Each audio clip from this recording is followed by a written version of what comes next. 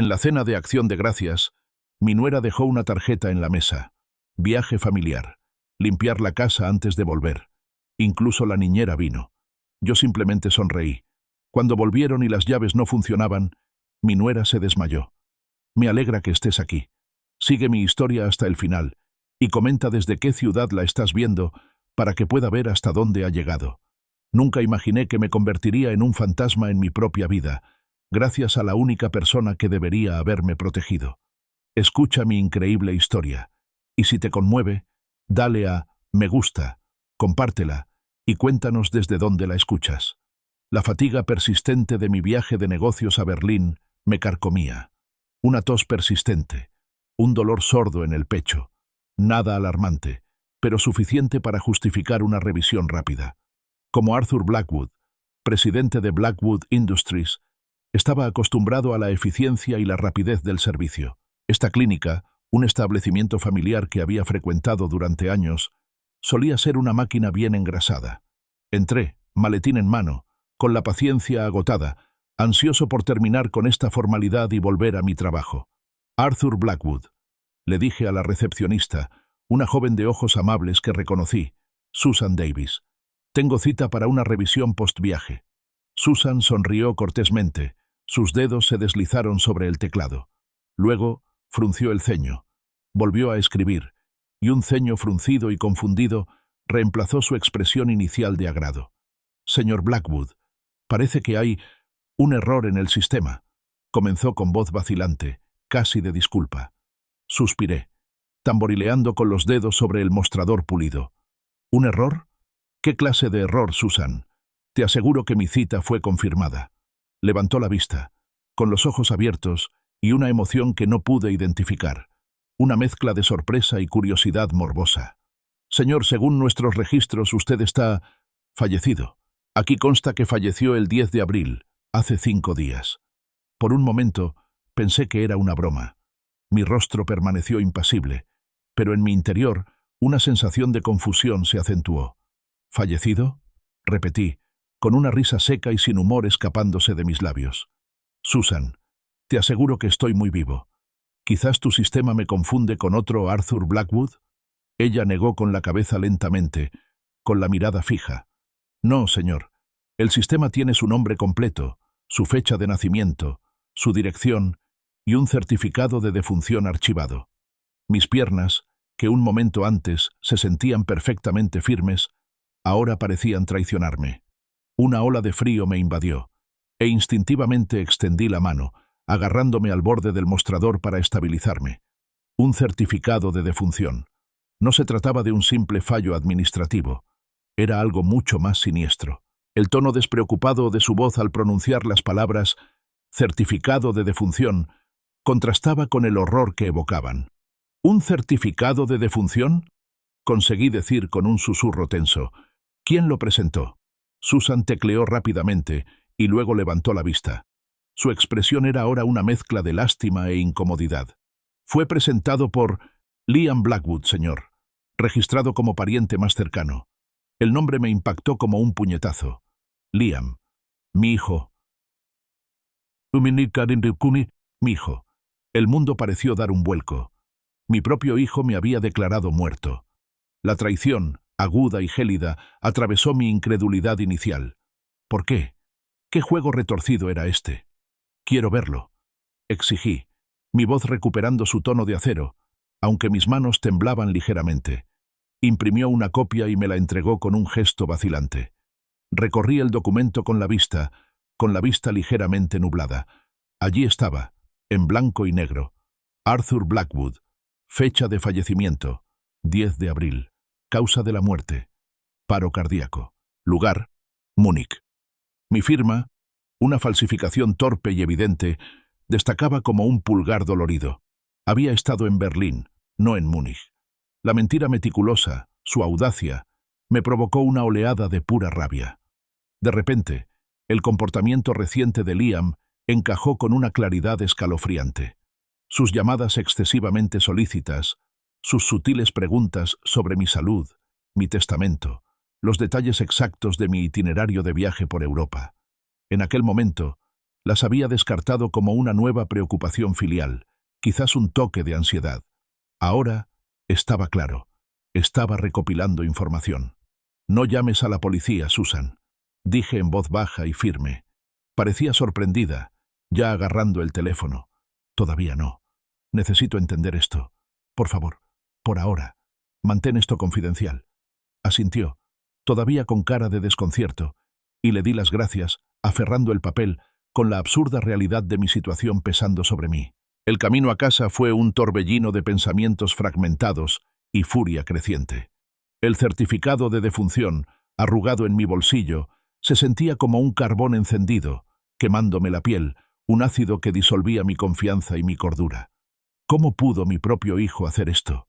La incredulidad daba paso poco a poco a una rabia fría y profunda. Al entrar en mi silenciosa casa, el inquietante silencio pareció burlarse de mí. Fui directo a mi estudio, un santuario que ahora sentía como si hubiera sido violado. Mi mirada recorrió mi escritorio y mis archivadores. Un frío temor se apoderó de mi estómago al notar el ligero desorden. El cajón donde guardaba mis documentos personales más importantes, formularios de representación médica, los papeles de mi seguro de vida, autorizaciones bancarias, estaba entreabierto y vacío. Habían desaparecido. Liam no solo había reportado mi muerte, se había preparado para ello, planeando meticulosamente las consecuencias. Mi mente, acostumbrada a analizar complejas estrategias de negocios, comenzó a reconstruir la cronología, mi viaje de 3 semanas a Europa, la oportunidad que, sin querer, le había brindado. Sabía que estaría inaccesible, desconectado del mundo por largos periodos. Había usado ese tiempo para declararme muerto, para orquestar esta macabra farsa. Accedí a mis terminales financieras privadas, con un nudo de aprensión en el estómago. Mi hijo, Liam, era un hombre propenso a la indulgencia imprudente, un rasgo que siempre esperé que superara. Sin embargo, la verdad era mucho peor de lo que imaginaba. Los registros de su empresa pintaban un panorama sombrío, un estilo de vida extravagante financiado por deudas crecientes, tarjetas de crédito al límite, un plan de jubilación 401k prestado y la escalofriante constatación de lo profundas que eran sus deudas de juego. Recordé una conversación, semanas atrás, en la que había preguntado vagamente sobre opciones de herencia anticipada para un proyecto de vivienda. Había sido una excusa endeble entonces, y ahora se revelaba como un preludio escalofriante. Las cifras me gritaban. Una póliza de seguro de vida de $50 millones. Los activos de la empresa valían considerablemente más. Para Liam, yo no era su padre. Era la clave para amasar una fortuna, una solución rápida a su devastadora ruina financiera. Había calculado mi valor y, en su desesperación, decidió que mi vida valía menos que sus deudas. Mientras miraba por la ventana de mi estudio, mientras el sol del atardecer proyectaba largas sombras sobre mi césped bien cuidado, los vi. Mis vecinos, vestidos de negro sombrío, se reunieron en grupos silenciosos, en voz baja y con la cabeza gacha. Vi a la señora Henderson secarse los ojos con un pañuelo. Escuché fragmentos de sus tristes susurros. «Pobre Arthur, qué susto. Se fue demasiado pronto». Mi propio funeral. Estaban planeando mi funeral. Estaba en mi casa, muy vivo, viendo cómo el mundo lloraba a un fantasma que mi hijo Guillaume había creado.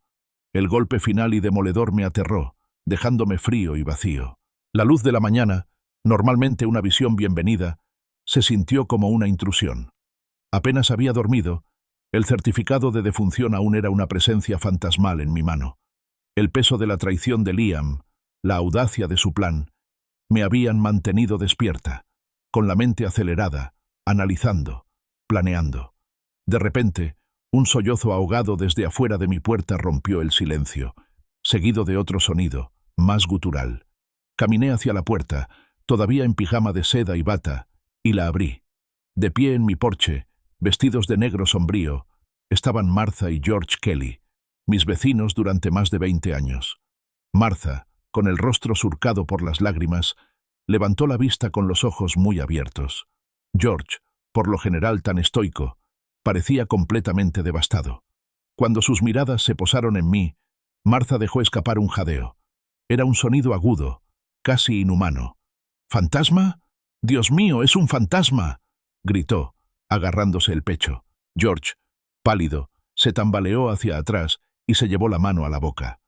Martha, George, por favor, dije con voz serena, aunque el surrealismo del momento no se me escapó. Soy yo, Arthur. Estoy muy vivo. La mano temblorosa de Martha se extendió, pero luego dudó, como si esperara que sus dedos me atravesaran. George, todavía pálido, me miró como si fuera un espectro evocado de la tumba. Arthur, pero Liam, tartamudeó George, con la voz apenas un susurro. Asentí con la mandíbula apretada. Liam anunció mi muerte, sí. Parece que fue bastante prematuro. George, recuperando poco a poco la compostura, aunque aún con aspecto de total desconcierto, respiró hondo. ¿Prematuro? Arthur. Llamó a todos ayer por la mañana, llorando desconsoladamente. Dijo que te desmayaste en tu hotel en Alemania. Un infarto. Estaba angustiado, completamente desconsolado. Martha, secándose los ojos, logró añadir. Incluso dijo que fue él quien te encontró. Fue desgarrador, Arthur. Parecía tan destrozado. La imagen de Liam, derramando lágrimas de cocodrilo por su padre vivo, me llenó de una furia fría. La actuación que debió de montar. La pura teatralidad de su engaño. ¿Dónde está el entierro?, pregunté, y mi voz interrumpió la conmoción que aún persistía. Martha parpadeó, como si le costara pasar del duelo a la practicidad. Cementerio de Culma, susurró, con la voz aún cargada de incredulidad. El servicio empieza a las 10:30 de esta mañana. Mis ojos se dirigieron instintivamente al antiguo reloj de pie del pasillo. Las 10:20. Mi propio funeral estaba a 70 minutos de distancia. 70 minutos para que Arthur Blackwood fuera enterrado, cortesía de su propio hijo. Lo absurdo del asunto era casi cómico, de no ser por el amargo sabor de boca que me dejó. Todo el mundo lo sabe, Arthur, añadió George, negando con la cabeza. Tus socios, la gente del club de campo, la mitad de Pacific Heights. La noticia corrió como la pólvora. Martha, siempre práctica, aunque aún asimilando mi existencia, intervino. Liam dijo que tenía que encargarse de todos tus asuntos, sobre todo del complicado papeleo del seguro, por tratarse de una muerte en el extranjero. Dijo que tardaría meses en resolverlo. Y ahí estaba, la última pieza del complejo rompecabezas de Liam. Meses de retrasos burocráticos. Tiempo suficiente para asegurar la herencia, transferir bienes, desaparecer con mi fortuna, dejando tras de sí un rastro de papeleo y una comunidad afligida y engañada. No solo quería mi muerte, quería que desapareciera sin dejar rastro, que mi legado se borrara, que mi riqueza fuera suya. Miré a los Kelly. Sus rostros reflejaban confusión, alivio y aún un rastro de terror. Mi mente, aguda y concentrada, entró en modo de gestión de crisis. No se trataba solo de mi traición personal. Se trataba de proteger mi empresa, mi reputación y, en definitiva, mi futuro. Escúchenme, dije con voz firme, adoptando el tono autoritario que usaba en la sala de juntas. No vieron nada aquí esta mañana. No hablaron con nadie. Nunca me vieron con vida. ¿Entendido? Martha jadeó, con los ojos abiertos. Arthur, ¿qué estás diciendo? Irás al funeral, continué, ignorando su pregunta. Te harás la que no te sorprende nada. Fingirás ignorancia si alguien pregunta por mis últimos momentos. No dejarás traslucir nada de lo que has visto hoy. ¿Puedes hacerlo? Martha dudó, retorciendo el pañuelo. Pero Arthur, ¿no deberíamos decirle a la gente que estás vivo? Esto es un fraude. Hay que detener a Liam. Este es mi problema, Martha. Insistí, con la mirada fija. Confía en mí. Esta tarde todos sabrán la verdad. Pero tiene que suceder como es debido. A mi manera. George, siempre más pragmático, asintió lentamente. Lo entendemos, Arthur. Haremos lo que dices. Puso una mano consoladora sobre el hombro de Martha. Se dieron la vuelta para irse, caminando lentamente por mi camino de entrada. Sus ropas negras contrastaban marcadamente con el sol de la mañana. Martha me miró una última vez, con una expresión mezcla de asombro y preocupación, como si yo fuera a desvanecerme en cualquier momento. Los vi irse, con una fría determinación apoderándose de mí. Liam había cavado su propia tumba, metafóricamente hablando, pero no había tenido en cuenta un detalle crucial. Yo estaría allí para empujarlo a ella. Iría a colarme en mi propio funeral. No solo resucitaría de entre los muertos, me resucitaría como es debido, con un público compuesto por todos aquellos a quienes Liam había engañado tan meticulosamente. Esta sería una resurrección que jamás olvidarían. Una vez despachados los Kelly, no perdí tiempo. Mi oficina en casa, normalmente un lugar de tranquila contemplación, se convirtió en un centro de mando. Encendí mi terminal seguro y me sumergí en la intrincada red digital de Industrias Blackwood. Primero, confirmé las cifras, el sólido valor de la empresa, la cuantiosa póliza de seguro de vida y la designación de Liam como heredero principal de la asombrosa suma de $50 millones. La claridad de sus motivos, al descubierto, era una realidad fría y dura. A continuación, accedí al expediente laboral de Liam en el sistema de recursos humanos de la empresa. Allí, perfectamente archivados, estaban los mismos documentos que había descubierto que faltaban en mi estudio: copias de mis formularios de poder médico, autorizaciones bancarias y, crucialmente, el poder notarial. No solo los había robado, los había duplicado, quizás incluso los había notariado con falsos pretextos, usando mi ausencia como escudo. Cada descubrimiento apretaba el nudo de la traición en mi estómago. Entonces, abrí el informe crediticio personal de Liam. La pantalla se llenó con un cuadro aterrador de ruina financiera. Más de $2,3 millones en deudas de juego, acumuladas en una impactante variedad de casinos de alto riesgo y plataformas de apuestas en línea. La desesperación, el abandono imprudente, todo quedó al descubierto. No se trataba de un simple error, era una adicción profunda y destructiva. Mi investigación me llevó al historial de búsqueda de Liam en el dispositivo de su empresa.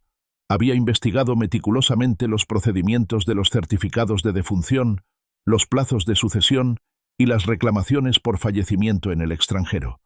Comprendía la laberíntica burocracia que rodeaba estos casos y contaba con que las demoras de meses le permitirían asegurar la herencia antes de que alguien descubriera su monstruoso engaño. Su plan era frío, calculado y terriblemente minucioso.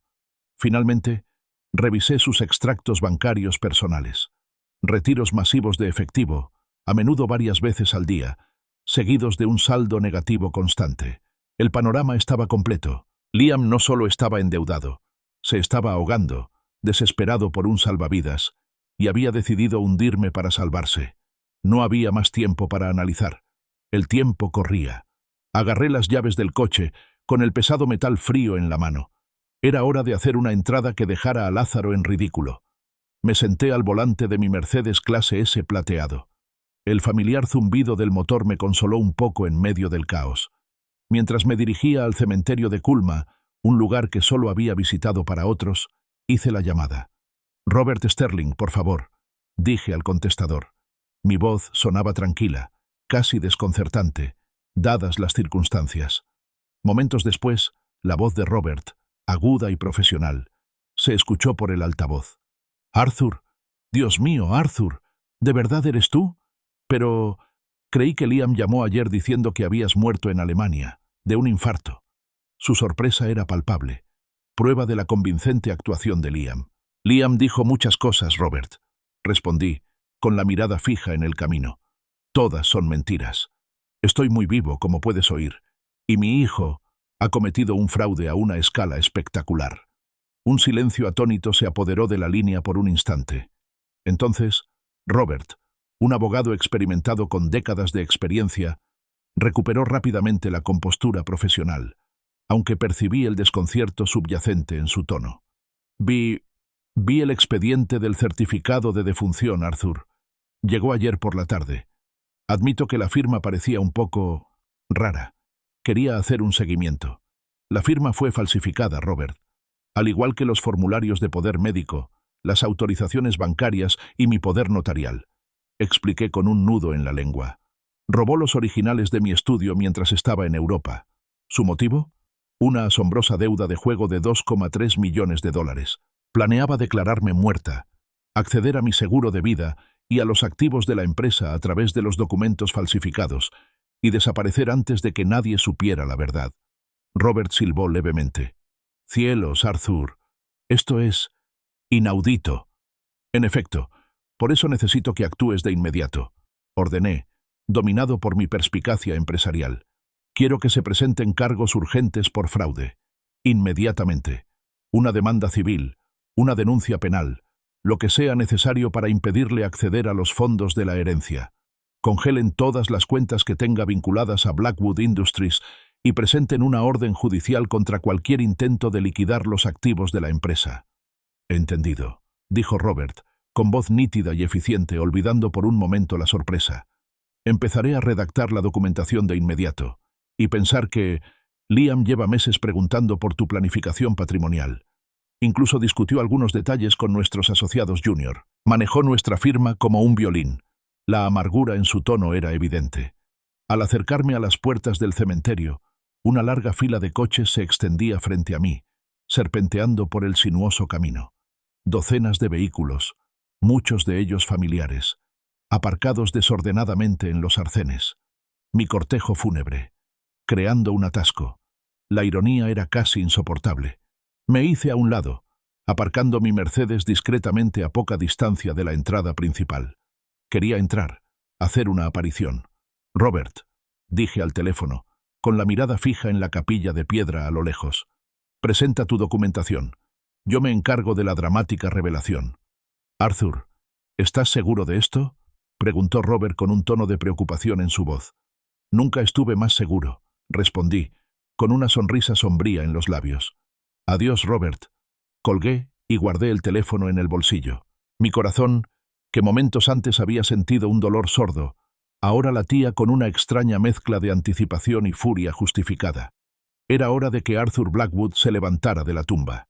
El estacionamiento del cementerio de Culma era un mar de autos negros ilustrados, un claro testimonio de la estima que se tenía por Arthur Blackwood. Reconocí innumerables rostros del club de campo, socios comerciales prominentes e incluso algunos familiares olvidados. Fue un evento muy concurrido, una despedida como se debe para un hombre de mi posición.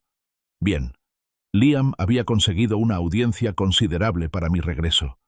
Me alisé la chaqueta, respiré hondo y adopté mi paso más seguro de sala de juntas. Arriba, el cielo era de un gris amoratado, proporcionando una iluminación casi teatral, apropiadamente sombría, para el drama que estaba a punto de desarrollarse. Desde la capilla, con las pesadas puertas de madera entreabiertas, se oía música de órgano, algo apropiadamente triste, un canto fúnebre por los supuestos difuntos. A través de la rendija de la puerta, vislumbré el interior abarrotado. Todos los bancos estaban ocupados. El aire debía estar impregnado de un aroma a lirios y tristeza. Perfecto. Mi resurrección requería un lleno absoluto. Llegué a las puertas de la capilla y cerré la mano sobre el frío pomo de latón. Tiré con un movimiento lento y pausado. Las viejas bisagras crujieron en protesta, un grito prolongado que parecía reflejar la tensión que crecía en mi interior. Las pesadas puertas se abrieron de par en par, revelando a toda la congregación, de espaldas a mí, frente al altar y al ataúd que presumiblemente contenía un espacio vacío.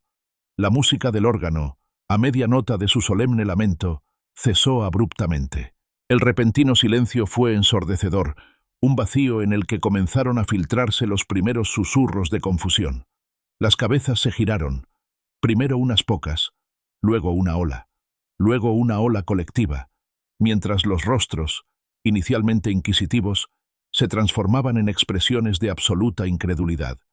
Entonces se oyeron los sonidos, jadeos de asombro, como la inhalación colectiva de una bestia asustada. Luego, gritos estridentes. Eleanor Vance, una socialité siempre dramática, se desmayó con un golpe sordo en el regazo de su esposo. Mujeres mayores, con rostros de terror, se apretujaban contra los bancos de madera, intentando distanciarse lo máximo posible de la aparición en la puerta. Una cascada de programas caídos y flores esparcidas cubría el pasillo. En el silencio atónito que siguió a la cacofonía inicial, proyecté mi voz, tranquila y resonante, atravesando los temblores de miedo restantes. «Buenas noches a todos. Disculpen la tardanza en mi propio funeral». Caos. Un caos puro y puro estalló. La gente se apresuró, algunos corriendo hacia las salidas, otros simplemente desplomándose en sus asientos, con los ojos abiertos de horror. El grito agudo y continuo de una mujer atravesó el aire. La abuela de alguien, supuse, experimentando una visita espectral. Pero mi mirada, firme, atravesó el caos. Mis ojos se clavaron en Liam. Estaba en la primera fila, justo al lado del elegante y pulido ataúd. Su rostro, normalmente sonrojado con una especie de arrogancia juvenil, ahora tenía el color del periódico viejo, cubierto de sudor, y su cuerpo temblaba visiblemente. Estaba paralizado, como un ciervo deslumbrado por los faros de un tren de mercancías resucitado. 15 metros de caos nos separaban, pero la conexión era absoluta. Una silenciosa batalla de voluntades en un espacio lleno de testigos horrorizados. Liam abrió y cerró la boca, sin emitir sonido alguno, como un pez fuera del agua. No le salieron las palabras. Parecía completamente deshecho. Con paso mesurado, empecé a caminar por el pasillo central. La multitud, aún agitada por el terror y la confusión, se abrió ante mí como si llevara una enfermedad virulenta. Los cuerpos retrocedieron. Las sillas se arrastraron hacia atrás. Nadie se atrevió a bloquear mi paso. Al acercarme al frente, lo suficientemente cerca como para ver las gotas de sudor que corrían por las sienes de Liam, lo miré fijamente con una mirada fría e inquebrantable. «Hola, hijo», dije, con un tono apenas más alto que el de una conversación, pero que se abrió paso entre los murmullos persistentes. «¿Te sorprende verme?» A Liam le flaquearon las rodillas. Se tambaleó, buscando apoyo con las manos. Se aferró al borde del mismo ataúd que debía contener mi cuerpo sin vida, aferrándose a él con desesperación. Una espesa capa de amarga ironía impregnaba la escena. Parecía que estaba a punto de vomitar. De repente, un hombre delgado y de rostro cetrino, el director de la funeraria, emergió por un lado, con una expresión que mezclaba profundo desconcierto y afrenta profesional. Estaba claramente acostumbrado a gestionar la solemnidad, no las interrupciones sobrenaturales. «Señor», balbuceó, acercándose con cautela, como si me fuera a desvanecer en la niebla. «No entiendo qué pasa aquí. Tenemos un certificado de defunción, documentación legal. Este servicio es legítimo». Gestionó la capilla con gestos frenéticos, mirando a la congregación petrificada, de mí a mí. Simplemente lo miré, y luego volví a mirar a Liam, que seguía aferrado al ataúd, con la mirada fija en mí, presa de un terror desesperado y atrapado. El juego había terminado. Si esta historia te parece tan increíble como a mí, tienes que quedarte para el clímax.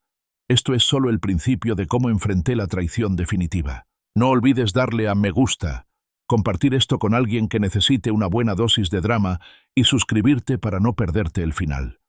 El director de la funeraria, un hombre claramente fuera de lugar, siguió parloteando sobre procedimientos y documentación legal.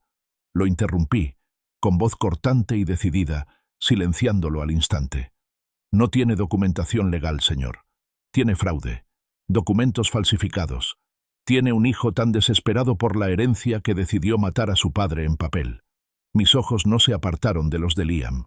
Continué mi paso pausado, acortando la distancia que nos separaba. Ahora estaba lo suficientemente cerca como para ver las gotas de sudor en su frente, el frenético movimiento de sus ojos, el pánico manifiesto que había reemplazado su anterior dolor fingido. Liam, todavía aferrado al ataúd como si fuera un salvavidas, tragó saliva con dificultad. «Papá», balbuceó, con la voz ronca, apenas audible. «Papá, puedo explicarlo». Me detuve justo frente a él, tan cerca que podía oler el miedo que emanaba, mezclándose con el intenso aroma a lirios. «¿Explícamelo?», repetí, con un gruñido bajo y peligroso. «Explícame cómo robaste mis documentos médicos. Explícame $2 millones en deudas de juego. Explícame por qué pensaste que seguiría muerto lo suficiente para cobrar mi seguro de vida». La capilla se había sumido en un silencio inquietante, casi sagrado.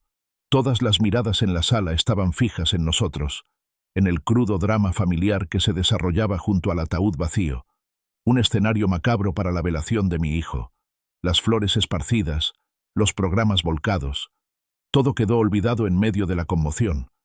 La mirada de Liam se dirigía frenéticamente hacia la salida lateral, con un destello de esperanza desesperada en el fondo. Parecía un animal acorralado, buscando una vía de escape que simplemente no existía. «Ni lo pienses», ordené, con una voz de acero que atravesaba el silencio. «Maldito. Quédate donde estás, hijo». Liam se quedó paralizado, con el cuerpo rígido, atrapado. Parecía encogerse, físicamente, bajo mi mirada. Me aparté de él un momento y caminé hacia el podio principal, el mismo lugar donde debió de pronunciarse su elogio, cuidadosamente elaborado, para mí. Apoyé las manos en el pulido atril, tomando las riendas de la narración, tomando el control de la sala. Este era mi escenario ahora. «Explícate, Liam», continué, y mi voz se oyó por toda la capilla, cada palabra como un martillazo. «Explícame cómo falsificaste documentos médicos mientras yo bebía cerveza y disfrutaba de las vistas en Berlín. Explícame 2,3 millones de dólares en deudas de casinos, una suma que eclipsa tu salario anual por más de 10 veces. Explícame por qué presentaste mi certificado de defunción 5 días antes de que supiera siquiera que estaba enferma, y mucho menos muerta». Una exclamación colectiva recorrió a la atónita congregación. Carol Albright, conocida por sus chismes, se aferró audiblemente a su collar de perlas, con los ojos abiertos de par en par por el horror escandalizado. Los susurros se reanudaron, esta vez más fuertes, ya no de luto, sino de indignación. El rostro de Liam recorrió una serie de emociones nauseabundas: pánico, negación, un intento desesperado de desafío. «Las deudas no son para tanto, papá», logró decir con la voz entrecortada. «Exageras. No son 2 millones. Saqué mi teléfono, un gesto frío y calculado. La pantalla se iluminó con la evidencia innegable. «Bank of America no está de acuerdo, Liam. También el Caesars Palace, el Bellagio, y unas 6 plataformas de apuestas en línea que encontré escondidas en tu historial web». Revisé las capturas de pantalla, mostrándoselas no solo a Liam, sino a cualquiera que se atreviera a mirar. Las cifras eran demoledoras. «Usaste tu acceso como empleado de Industrias Blackwood», continué con voz firme, «para recopilar meticulosamente cada detalle. Mi itinerario de viaje, mis formularios de poder médico, mis pólizas de seguro, mis autorizaciones bancarias. Los copiaste, falsificaste mi firma y orquestaste un elaborado plan para declararme muerto y empezar a cobrar la herencia mientras yo estaba al otro lado del mundo, felizmente inconsciente de que mi propio hijo me había asesinado en ausencia». Liam, visiblemente desmoronado por el peso de la exposición, bajó la cabeza. Su voz era apenas un susurro, un gemido patético. «Necesitaba el dinero, papá. Los acreedores me amenazaban. No sabía qué más hacer». Lo miré fijamente, con el corazón frío y duro como una piedra en el pecho. Todos los años de inversión, de amor, de esperar que madurara y se convirtiera en el hombre que imaginaba. Todo por esto. Mi pregunta flotaba en el aire, resonando en el silencio atónito de la capilla, cargada de decepción y una profunda sensación de pérdida. «Entonces, ¿mataste a tu padre en lugar de pedir ayuda?» Justo cuando el patético susurro de Liam se desvanecía en el silencio atónito, una nueva oleada de ruido irrumpió desde afuera. Las puertas de los autos se cerraron de golpe, y los agudos estallidos metálicos resonaron en el silencioso cementerio. Entonces, una figura caminaba con paso firme por el pasillo central, un hombre decidido, aferrado a un pesado maletín de cuero. Era Robert Sterling, mi abogado, con la apariencia de un formidable tiburón legal. Su voz, normalmente mesurada, resonó por la capilla, abriéndose paso entre los susurros restantes. «Liam Marcus Blackwood». Liam, que estaba encorvado, aparentemente tratando de desaparecer en el suelo, se presionó contra la pared al lado del ataúd, con los ojos abiertos por un terror renovado. Robert no perdió el paso. Llegó hasta Liam, con el rostro sombrío, y con un gesto le arrojó un fajo de papeles legales sobre el pecho. Los documentos, gruesos e imponentes, se esparcieron por el suelo pulido a sus pies. Liam los miró horrorizado, como si estuvieran escritos en un lenguaje condenatorio. «Considérese servido, Sr. Blackwood», anunció Robert, y su voz resonó por todos los rincones de la capilla. «Se trata de una demanda por fraude civil, una denuncia penal, una congelación de activos de emergencia contra cualquier cuenta vinculada a Industrias Blackwood y, por si fuera poco, una acusación federal por fraude electrónico». Robert se volvió entonces hacia la atónita congregación, recorriendo con la mirada los rostros horrorizados. No se dirigía solo a Liam, se dirigía a toda la comunidad, asegurándose de que nadie pudiera alegar ignorancia. Damas y caballeros, el señor Blackwood cometió un delito grave de fraude transnacional, falsificó documentos gubernamentales e intentó robar aproximadamente $50 millones mediante fraude sucesorio a su propio padre, que aún está vivo.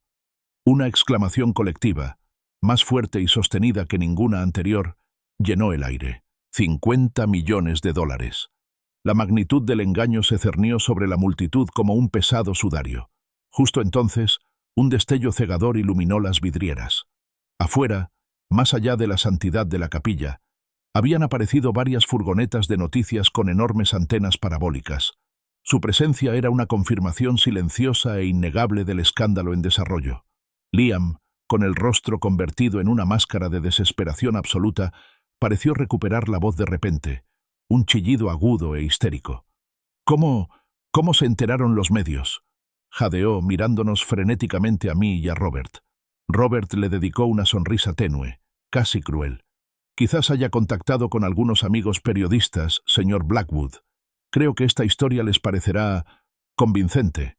Como si fuera una señal, las pesadas puertas de la capilla se abrieron de golpe y una multitud de reporteros, con micrófonos y cámaras encendidas, irrumpió en el espacio sagrado.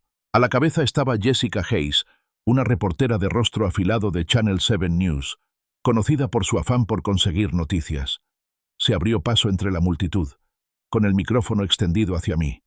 «Señor Blackwood, Arthur Blackwood, ¿puede confirmar que su hijo, Liam Blackwood, presentó un certificado de defunción falso mientras usted vivía y viajaba por Europa?» La miré a los ojos con calma. «Bueno, estoy aquí respirando, señora Hayes, lo que hace que su certificado de defunción sea algo inexacto, ¿no le parece?». Una oleada de risas, nerviosas pero sinceras, recorrió a los asistentes que se recuperaban lentamente de la conmoción. Los periodistas centraron su atención en Liam, bombardeándolo con un torrente de preguntas. «Señor Blackwood, ¿es cierto que tiene millones en deudas de juego? ¿De verdad intentó fingir la muerte de su padre para obtener una herencia? ¿Qué opina de estas acusaciones?». Liam, abrumado y acorralado, se replegó aún más contra la pared. Murmuró, con voz casi inaudible: «Sin comentarios. Necesito un abogado». Robert, siempre el showman, rió alegremente. «Necesitarás varios abogados, Liam, y un muy buen contador para los cargos federales». El director de la funeraria, todavía nervioso, dio un paso al frente, intentando restablecer el orden. «Por favor, un poco de dignidad. Este es un lugar sagrado». Jessica Hayes se volvió hacia él con expresión severa. «¿Un lugar sagrado donde alguien intentó enterrar a un hombre vivo, señor? Diría que eso cambia un poco las reglas». Su réplica fue recibida con algunos murmullos de asentimiento por parte de la congregación, que ahora estaba menos aterrorizada y más cautivada por el dramático giro de los acontecimientos. Liam, al no ver escapatoria, ningún rincón donde esconderse, pareció tomar una decisión precipitada. Se dirigió sigilosamente hacia la salida trasera, con la mirada fija en la puerta. Entonces, con un repentino arrebato de pánico, echó a correr frenéticamente, abriéndose paso entre los dolientes restantes y desapareciendo por las puertas de la capilla, un borrón de desesperación. Los reporteros, presintiendo a su presa, corrieron tras él, con las cámaras moviéndose, los micrófonos desplegados, lanzando preguntas al aire de la tarde. La capilla, momentos antes de una escena de solemne duelo, luego de un caos frenético, estaba ahora extrañamente silenciosa, salvo por los gritos lejanos de los periodistas que perseguían a Liam. Robert Sterling observaba el espectáculo con una sonrisa satisfecha. Se giró hacia mí con un brillo de complicidad en los ojos. «Y ahí va nuestro acusado estrella», observó, con la voz seca como un comentario sobre la persecución que se desarrollaba, huyendo del falso funeral de su propio padre. Estas imágenes deberían ser una prueba excelente para la fiscalía. 2 semanas después, mi cara aparecía en todos los canales de noticias, a menudo yuxtapuesta a la foto de fichaje de Liam, bastante poco favorecedora. El contraste era evidente.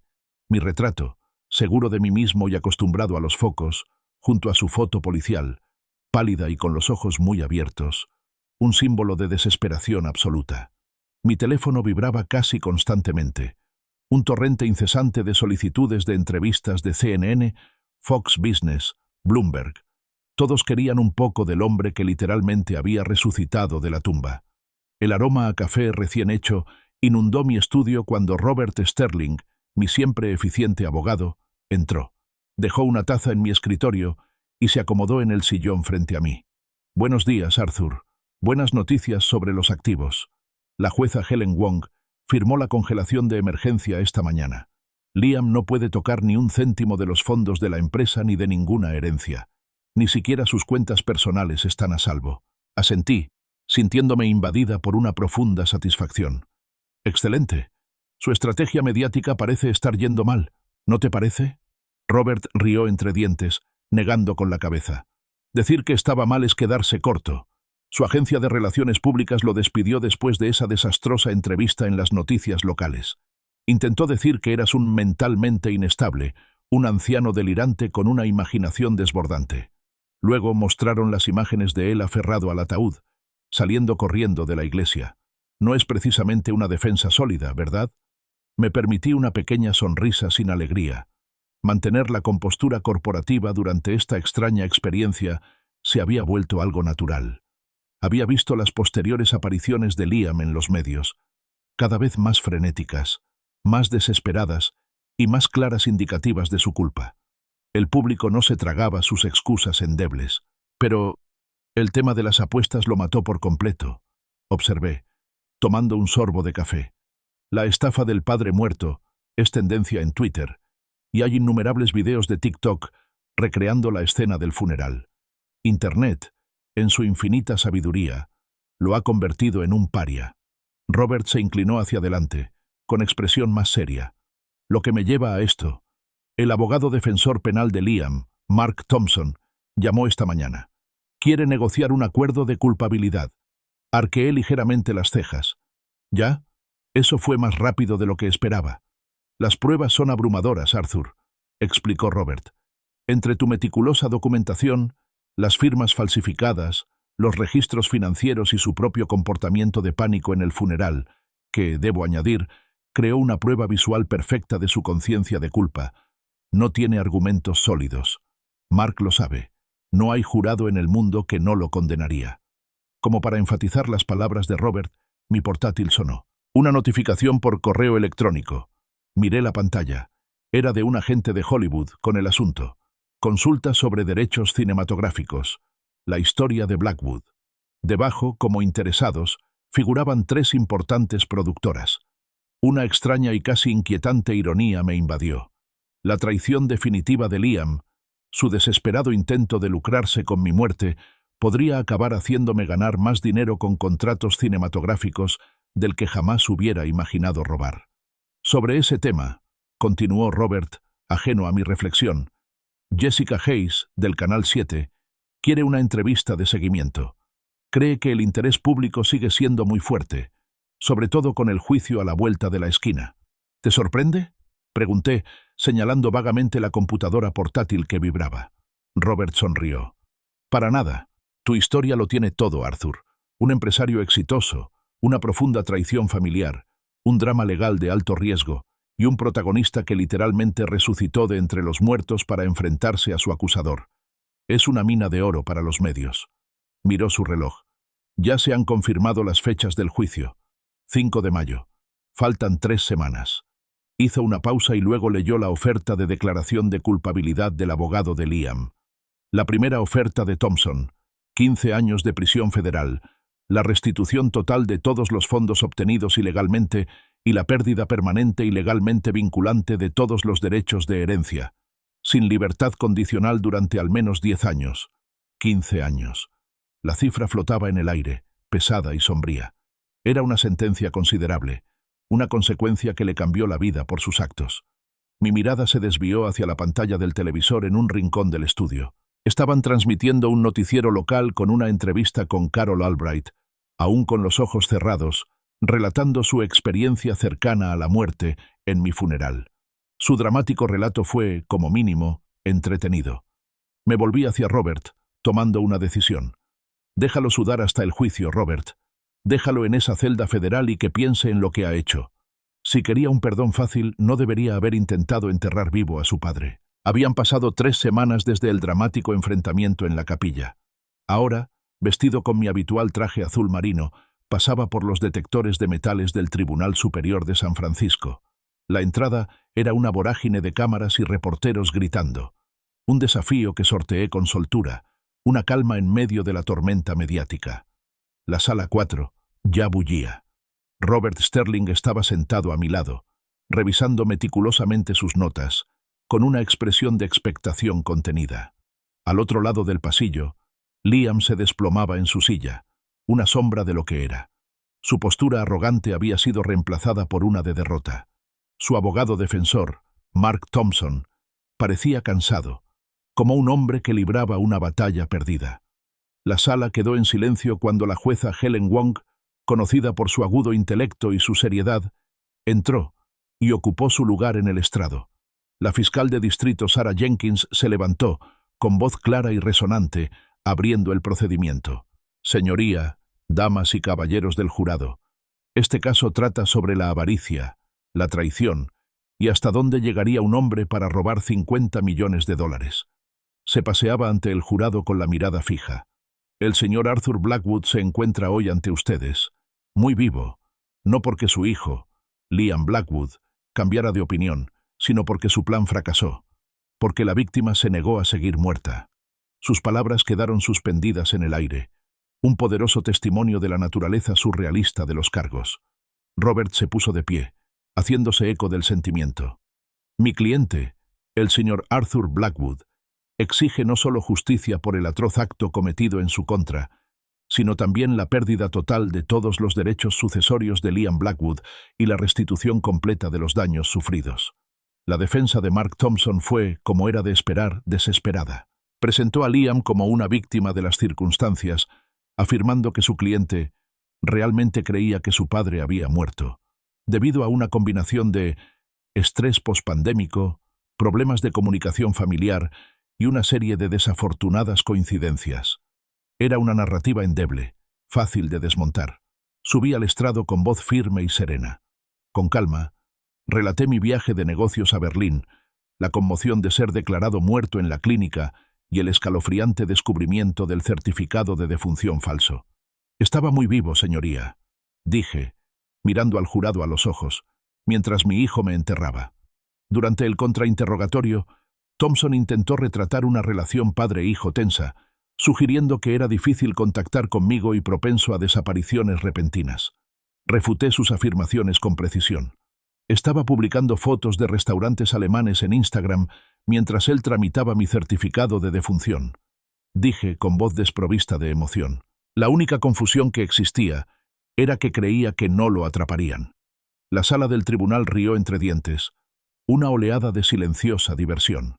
5 semanas después, tras días de testimonios y argumentos legales, el jurado regresó. Habían deliberado durante 3 días, lo que demuestra la complejidad y la carga emocional del caso.